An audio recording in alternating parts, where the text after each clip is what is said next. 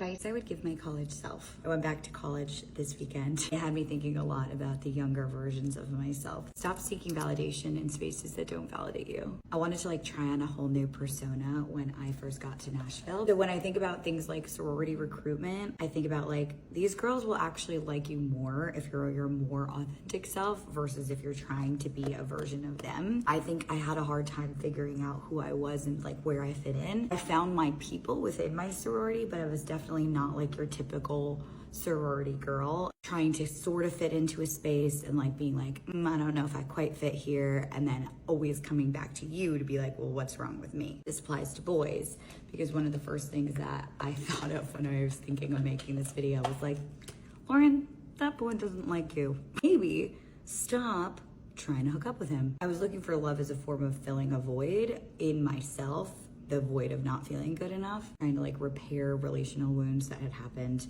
earlier in my life, which leads me to, you can let go of the past without rejecting your past completely. Dated somebody for a very long time, was trying to reject that relationship at certain points, and I rejected Connecticut as a whole. I'm never going back. And this wasn't just about my relationship, this was also about I think my family and some of the stuff that I was trying to reject there. I feel I was a runner, I was constantly running away from rather than looking into why I felt that way. You should not try to change your body. You should try to look at what's coming up for you emotionally. All these things kind of tie together, because what was underneath them was this feeling of not being good enough, not being confident, feeling I was never gonna be lovable. And I wish I could just grab little Laura and be you're so good, girl. Just keep trying to figure out more of who you are. It's really not so bad. You are not so bad, to the point where you have to change all these things about you in order to be loved or liked. Hold on, I'm gonna get sad, and I can't get sad before